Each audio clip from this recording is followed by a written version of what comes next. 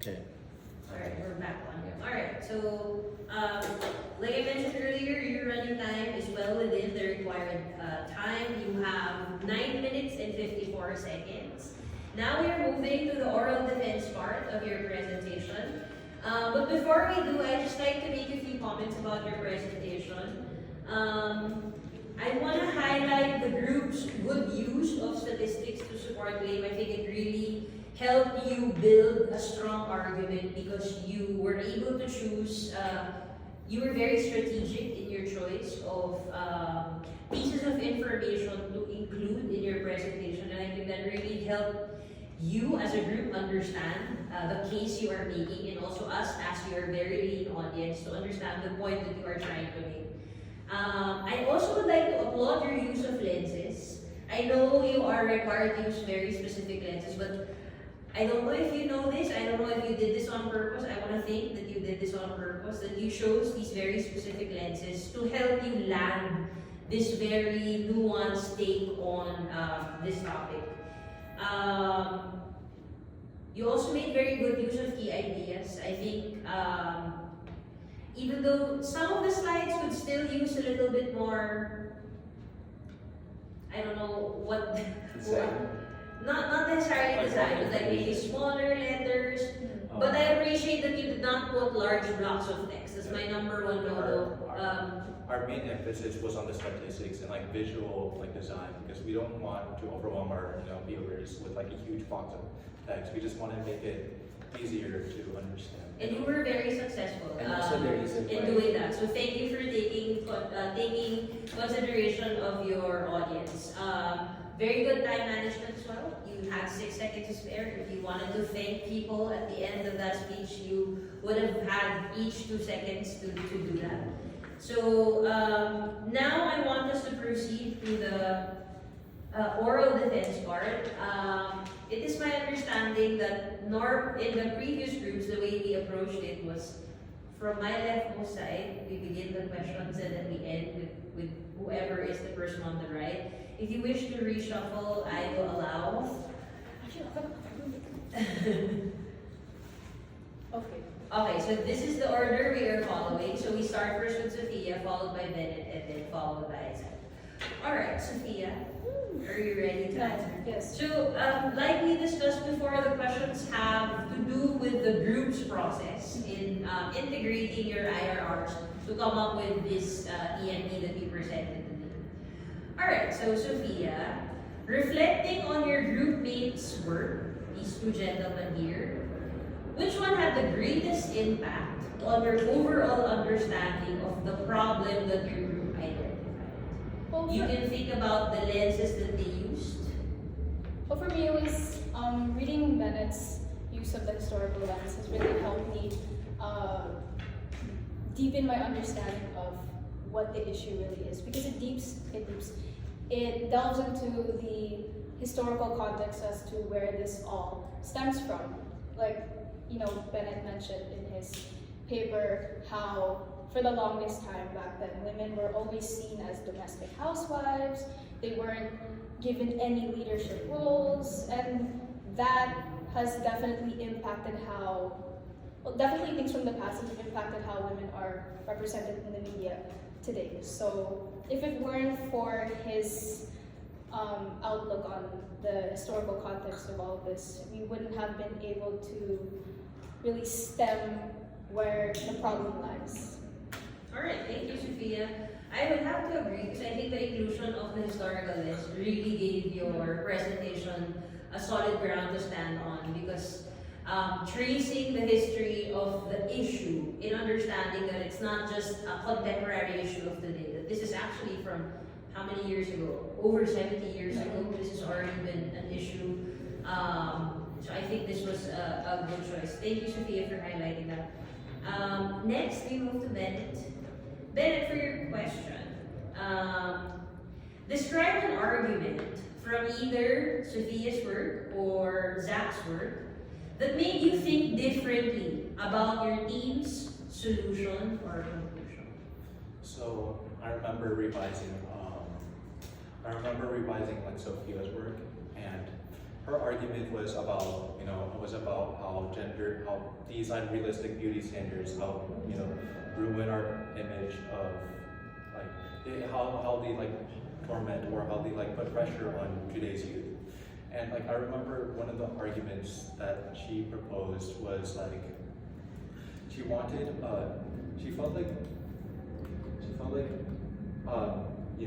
media as in like Megan Fox, actresses like Megan Fox, they were showcased as only like irrelevant or characters that didn't really have a point in the story, only to be like to have beauty. And she just started going. She delved into this topic by emphasizing how we don't put like unattractive like stars into the picture because they don't meet the standards that we like.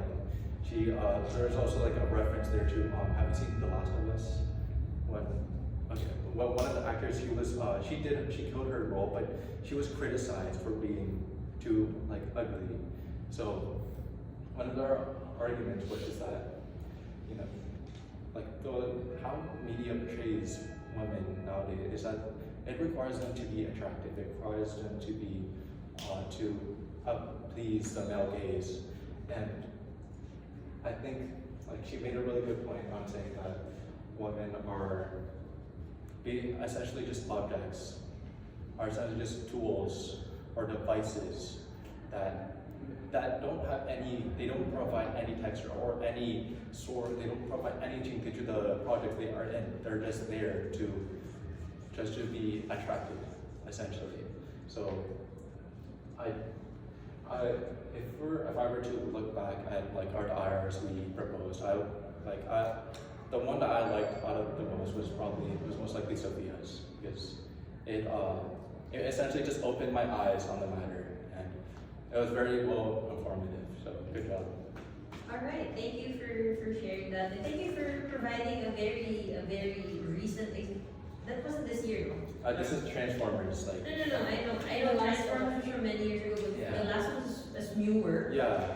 Was it from last year? I think 2 years. 2 years. I think I'm getting a mental picture of the girl that you're talking about.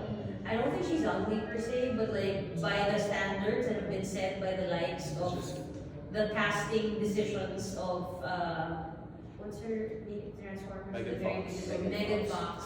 Parang the bar is very impossible. It's like they chose attraction over ability because Ellie was like the character she played was, but she was very like sarcastic. She played her role perfectly, and the only criticism I could find about her playing the role is just her being not Megan Fox. Maybe regular looking is the. Yeah.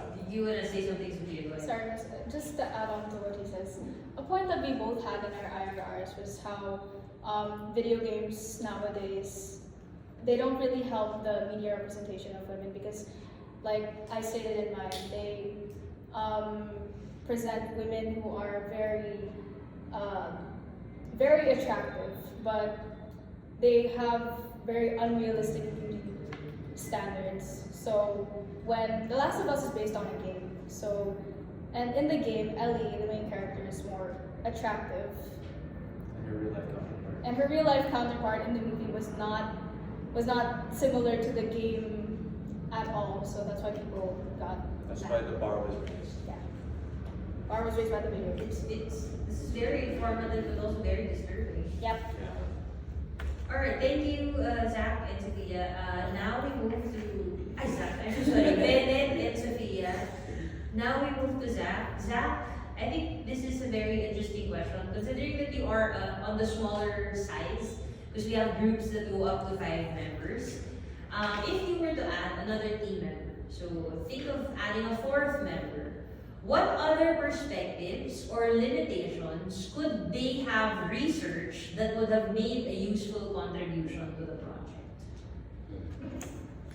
Personally, I would like to add Kelly because Kelly has knowledge on the political point. So if I take this onto the political lens, but let's just say, considering she already has ports and is already enrolled in MUN, I feel like with her role and knowledge in that port, she can be able to talk more about the political side of our topic, which can help us more delve and dive into our topic deeper, which can possibly give us a higher chance of getting a higher grade. And by the experiences she has in NUN itself, or like other works in school, I believe that with her help and her knowledge, and talking about the political lens, it will greatly help us talk about our ethical, economic, and historical lens. So thinking about adding the political lens to your discussion, I mentioned earlier that I think it was very strategic your choice of the three lenses to tackle on this interesting topic. You have historical, ethical, and economic. If you were to add the political lens, how do you think that would have deepened the conversation and the discussion on this topic? Okay, so like I said, like what our topic is a media representation of women. So political lens. Let's talk about what do you call this? Political people. Let's say Kamala Harris, Lenny Robredo, or like Hillary Clinton.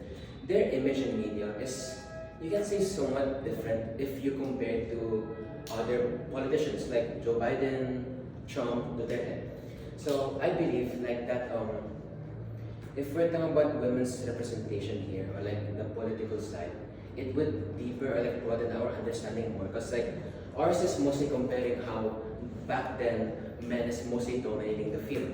So I believe if we add on the political side, we can dig deeper and also talk about on why this is like important for women to be more engaged at like different sides besides from like what we talked about like media and stuff. And I also believe by adding this, we can also try increasing women's participation and encouraging them to be open about themselves. I didn't see it moving in that direction because I realized when you guys were talking about media representation, the brain automatically goes to TV shows, movies, and maybe the closest that we have from a non-fiction, from a fiction perspective is maybe newscasters. But I realized, as Zach was pointing it out, that representation in the political arena is it also touches very much on the topic that you're talking about, how women are represented in fields such as politics and how different the coverage is becoming. The observations that you make about movie stars, about people that appear on TV, or even influencers, they are also observable in the political field. And I think medyo mas toxic yung go ahead. Also, why I talked about political is that the political field is mostly male dominated, which is also, you can even see from the past, even from back then, years and years back then, even through kings in 1500s. Politics itself and like kings, queens were mostly based male dominated, and also the reason why I added the political side is like it also talks about how women itself or like women themselves are not properly represented because most fields nowadays are male dominated. Let's just say construction workers, obviously, because I'm not trying to bring any point. While their point are they're also mostly male dominated because obviously they have the way their body is built is differently and their bones are thicker. Or like for example, if we talk about teachers, it's actually like a 50-50 case where like there's also mostly men or like mostly female, which also why I brought on how women themselves and like the political side are not much represented compared to men, considering politics itself was already a male-dominated field or area. Alright. Round of applause to your group. Thank you very much for sharing your work. You can now turn off the recording. Thank you.